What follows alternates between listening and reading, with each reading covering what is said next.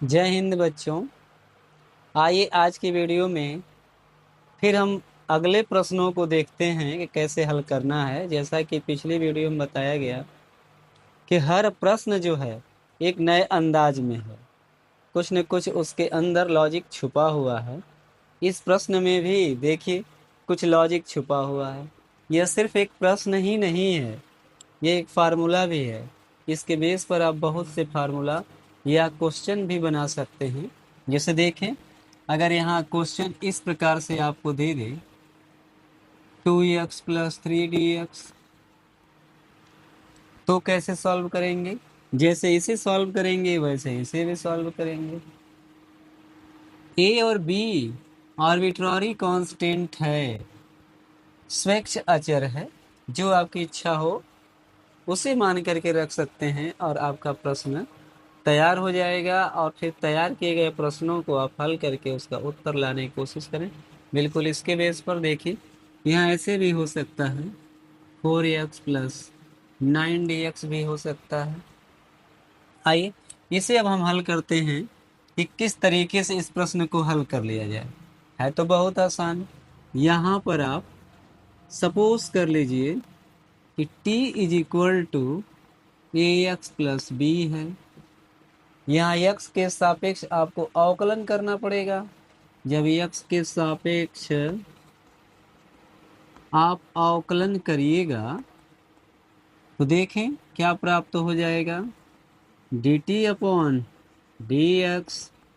b यहाँ अचर पद है तो कांस्टेंट का अवकलन 0 हो जाता है और यक्स का अवकलन 1 हो जाता है। तो यहाँ से आपको बचेगा सिर्फ a। यहाँ आपको dx की वैल्यू लानी होगी, dx की वैल्यू लानी होगी। तो यहाँ हो जाएगा dt = a dx। अब इसको इसमें डिवाइड कर देते हैं तो dt/a हो जाएगा यहाँ dx हो जाएगा। अब यहाँ मान को हम रख देते हैं बच्चों। इंटीग्रेशन हो जाएगा करड़ी में t और यहाँ हो जाएगा dt/a हो जाएगा। इसे आप कॉमन कर लीजिए और t करड़ी में है तो इसका पावर आधा मतलब 1/2 हो जाएगा, 1/a हो जाएगा। और t⁻ यहाँ हाफ हो जाएगा, dt हो जाएगा। बच्चों यहाँ फार्मूला आपको यही प्रयोग करना है, इंटीग्रेशन x⁻n dx = x⁻n+1/n+1 हो जाएगा। तो यहाँ मिल जाएगा 1/a और t का पावर 1/2 प्लस 1/1 हो जाएगा और यहाँ 1/2 + 1 हो जाएगा। 1/a बच्चों इसका मल्टीप्लाई करेंगे 2 × 2 और 1 जो है t⁻3/2 हो जाएगा और यहाँ हो जाएगा 3/2। तो हर तीसरे गुणा पहले में हो जाएगा। जब पहले में हो जाएगा तो 2/3a हो जाएगा और यहाँ मिल गया है t का पावर 3/2। अब t की वैल्यू आप यहाँ देख पा रहे हैं कि आपके समक्ष है ax + b, तो उसके स्थान पर हम ax + b रख देते हैं। यहाँ मिल जाएगा 2/3a हो जाएगा और यहाँ से मिल जाएगा a + ax + b का power 3/2 plus integrating constant c। यह हमारा उत्तर हो जाएगा। लेकिन सिर्फ इतना ही उत्तर नहीं होगा, इसे और आगे भी हम सॉल्व कर सकते हैं। देखिए इसे किस प्रकार से सॉल्व किया जाए।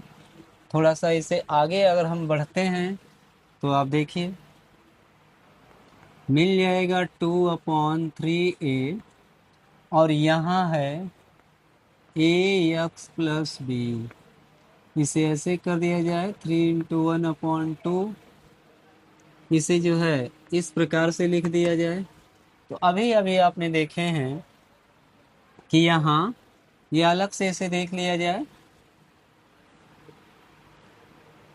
√(a यक्स है तो इसका मान होता है कितना, यानी यक्स टू द पावर 1/2।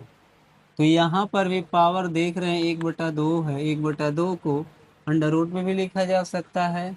तो यहाँ लिख सकते हैं हम 2/3a और अंडर रूट हो जाएगा ax+b और यहाँ क्यूब हो जाएगा प्लस इंटीग्रेटिंग कांस्टेंट सी। बच्चों ये उत्तर हो जाएगा। अब हम इसके बाद क्वेश्चन नंबर 7 को हल करते हैं। देखिए किस प्रकार से वह हल किया जाएगा। बच्चों क्वेश्चन नंबर 7 यह भी एक नए लॉजिक के साथ दिया गया है। देखें, यदि आप कुछ मानना चाहते हैं इसके स्थान पर यदि आप टी ही मान लेंगे तो फिर यहाँ यक्स की समस्या होगी, लेकिन नहीं होगी। आइए देखें मान करके किस प्रकार से हल किया जाए। मान लीजिए आप कि यहाँ जो है t = है x+2 दे दिया है। मैं थोड़ा सा स्पेस छोड़ करके आपको हल करके दिखा रहा हूँ, क्योंकि अभी थोड़ी सी यहाँ ज़रूरत पड़ेगी। इसे डिफरेंशिएट करते हैं विथ रिस्पेक्ट टू x, तो यहाँ से मिल जाएगा dt/dx।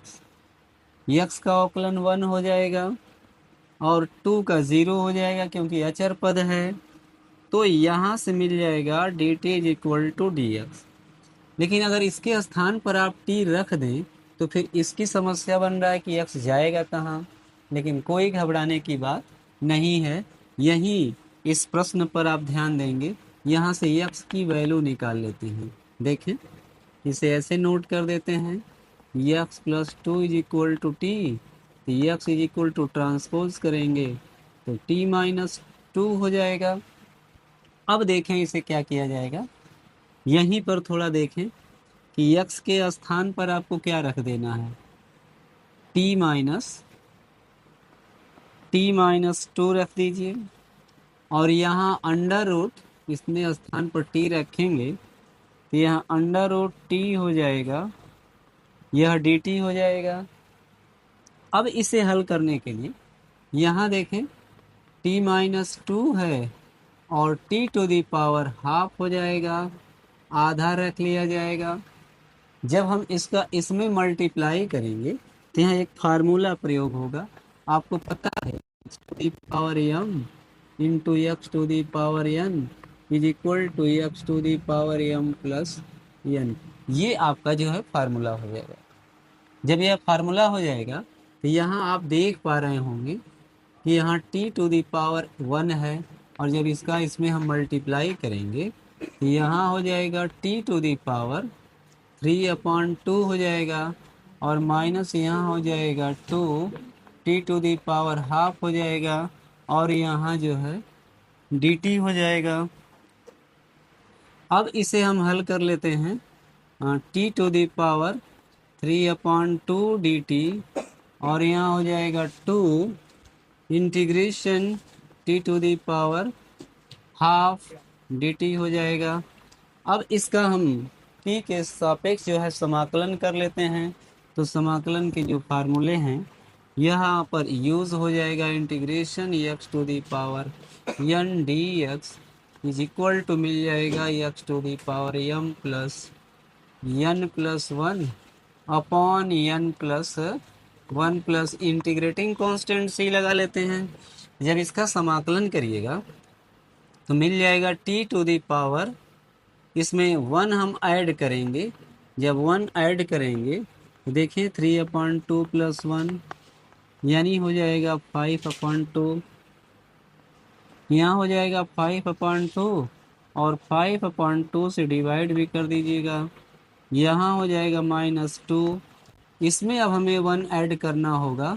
जब हाफ में एंड 1/2 में 1 ऐड करेंगे तो यह 3/2 हो जाएगा।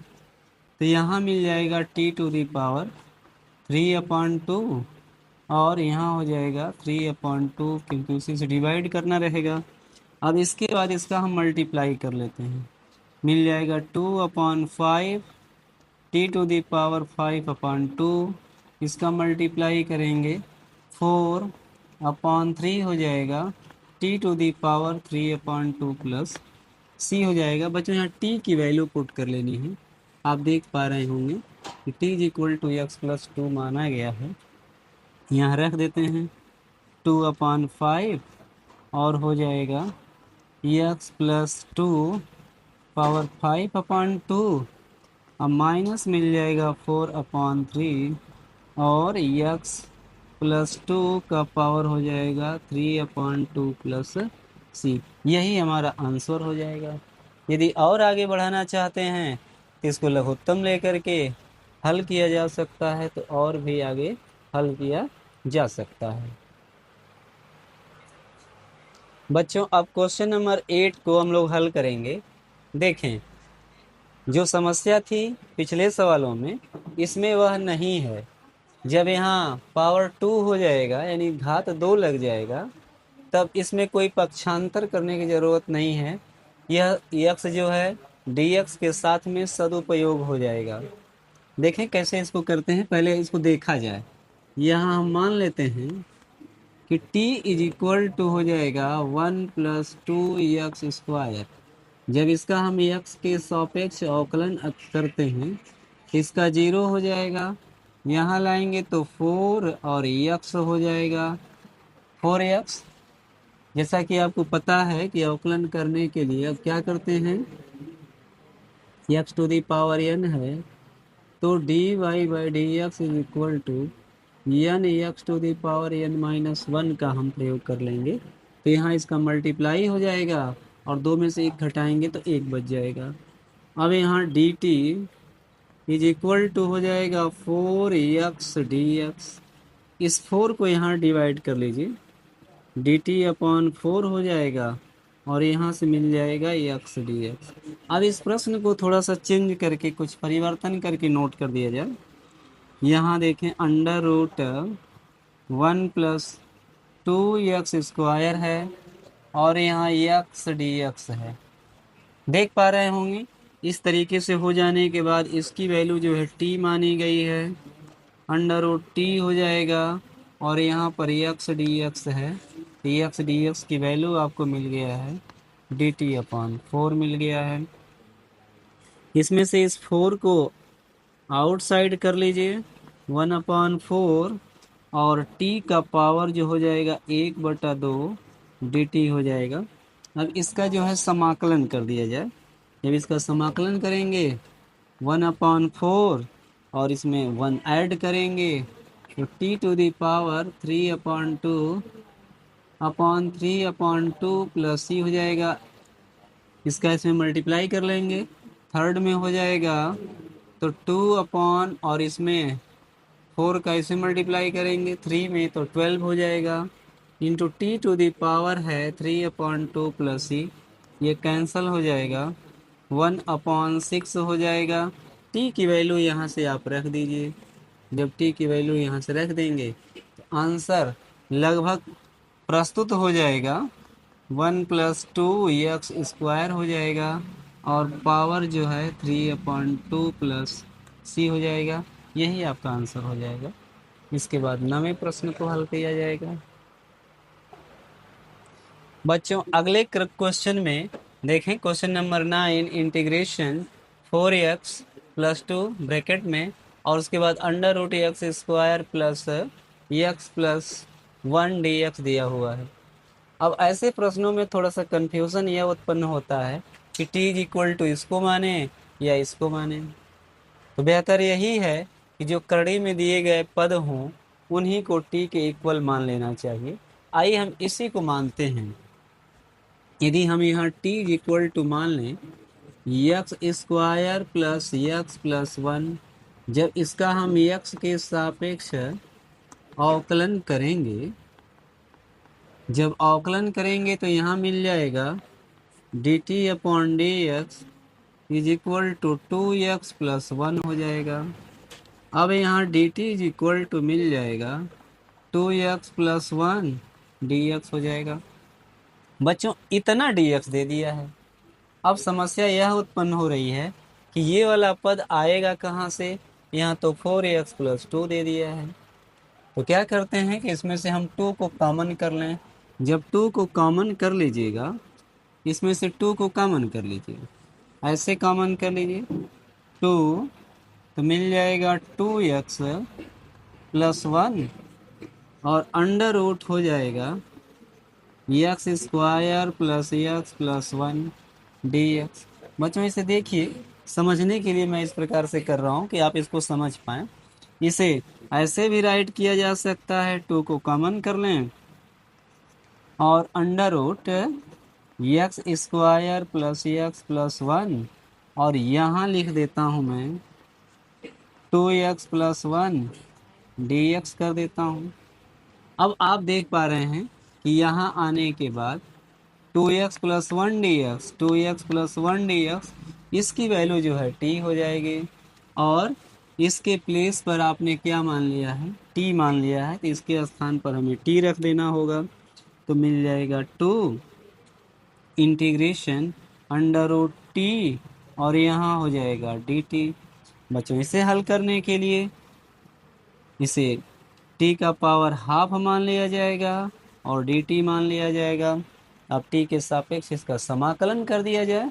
जब समाकलन कर दिया जाए तो मिल जाएगा 2 into t to the power 3/2 हो जाएगा, और 3/2 प्लस c हो जाएगा, क्योंकि इसमें घात जोड़ा जाता है और जुड़े हुए घातों से ही भाग किया जाता है।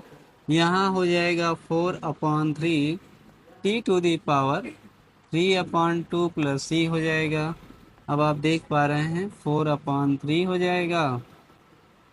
टी की वैल्यू आपको रखनी है, जैसा कि टी की वैल्यू आप यहाँ देख पा रहे होंगे, मिल जाएगा x square plus x plus 1 और पावर हो जाएगा 3/2 प्लस c।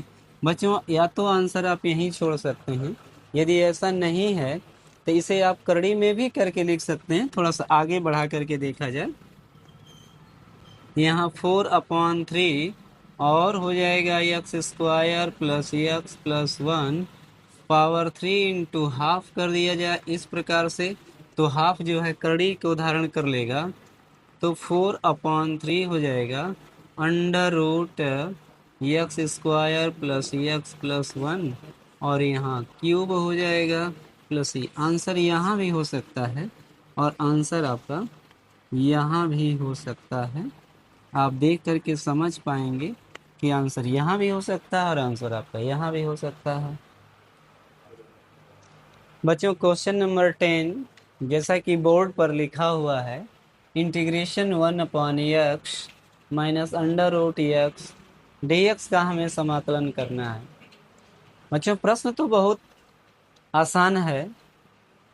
आसान यह तभी लगेगा जब आप 1-2 बार प्रैक्टिस कर लिए होंगे, लेकिन देखने में रूट वाले पद वैसे ही टफ लगते हैं। बच्चों को जहाँ भी रूट वाला प्रश्न आ गया वहीं वो देख करके डरने लगते हैं कि अब तो रूट आ गया, अब क्या करेंगे, कैसे हल होगा। लेकिन रूट वाले प्रश्न से थोड़ा सा भी डरने की और भयभीत होने की आवश्यकता नहीं है।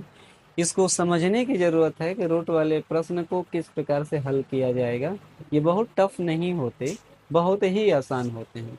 आइए थोड़ा इसको समझा जाए। बच्चों इसमें से हम अंडर रूट एक्स को कॉमन कर लेते हैं।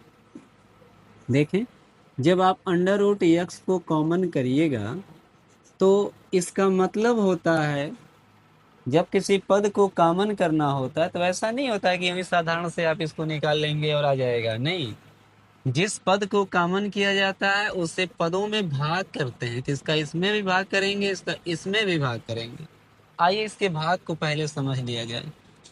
जब हम कॉमन करेंगे तो हम इसका इसमें भाग करेंगे। देखें, जब अंडर रूट एक्स को हम कॉमन करेंगे तो हम इसका जो है एक्स में भाग करेंगे। बच्चों कोई ऐसा पद नहीं है कि आप इसका इसमें भाग करेंगे तो आंसर आ जाए, ऐसा नहीं है। जैसे मैं कहूँ कि 1 में अंडर रूट 2 से आप भाग करिए, यह भी भाग किया जा सकता है, लेकिन भाग करने के प्रोसेस दूसरे तरीके से होते हैं। इसे रैशनलाइजेशन कहा जाता है। करड़ी अगर अपॉन में करड़ी है तो उसका भाग कैसे करेंगे? उसका एक बहुत बढ़िया तरीका है कि रैशनलाइजेशन कर दीजिए। अर्थात परिमेयकरण कर दीजिए। तो जो परिमेयकारी गुणक होता है, जो नीचे वाला पद दिया होता है, उसे से अंश और हर में मल्टीप्लाई कर दीजिए। देखें, पहले इसी को देख लीजिए। ये अंडर रूट 2 का जब आप परिमेयकरण कर दीजिएगा तो जो यह पद है इसी का मल्टीप्लाई कर देंगे। जब मल्टीप्लाई कर देंगे तो यहाँ हो जाएगा 2 और यहाँ हो जाएगा आपका अंडर रूट 2 और यहाँ 2 हो जाएगा। इस प्रकार से बदल जाता है। यदि आप इसके मानों को रख करके हल करना चाहें, कभी ट्राई करना चाहें तो कर सकते हैं। देखें कि 1 इसकी वैल्यू जो होती है 1.414 होती है। इसका आप डिवाइड करेंगे, जो वैल्यू आएगा उसी का मान यहाँ पर भी आ जाएगा कि 1.414 रख करके 2 से भी डिवाइड कर देंगे तो भी उतना ही आएगा जितना कि इसका कर सकते हैं। मतलब यहाँ 1000 से मल्टीप्लाई करके जो है इसमें हटा करके भाग करेंगे तब उतना ही मान आ जाएगा। उसी प्रकार से यहाँ पर भी भाग जब करेंगे तो इसका परिमेयकरण करना पड़ेगा। तो यहाँ हो जाएगा x/√x हो जाएगा इंटू अंडर रूट x हो जाएगा। यहाँ मिल जाएगा x√x नीचे हो जाएगा x हो जाएगा, क्योंकि रूट में सेम जब पद हो जाते हैं तो केवल एक पद लिया जाता है। और इसका कारण यह नहीं है, जब आप अंडर रूट x मल्टीप्लाई करेंगे तो x² भी हो जाता है, तो इसकी वैल्यू x हो जाती है। लेकिन समझदारी के लिए क्या करते हैं कि सेम होता है तो लिख देते हैं x ही। ये x कैंसल आउट हो जाएगा, यानी यहाँ मिल जाएगा आपको अंडर रूट x। और जब इसका इसमें भाग करिएगा तो आप देख ही रहे हैं कि अंडर रूट x में जब आप भाग करेंगे तो इसकी वैल्यू कितना हो जाएगा, 1 हो जाएगा।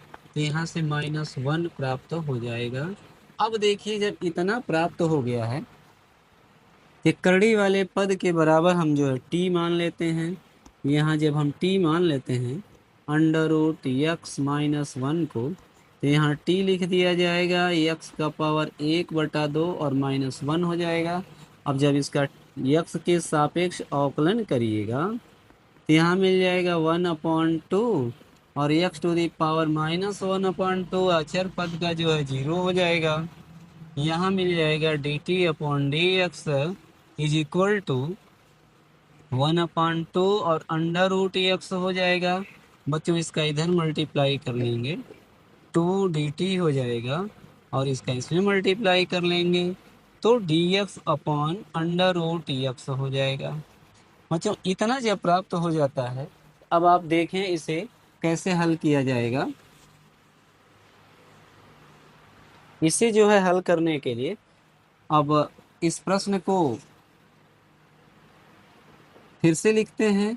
यहाँ हो जाएगा 1/√x-1 हो जाएगा और यहाँ हो जाएगा dx/√x हो जाएगा।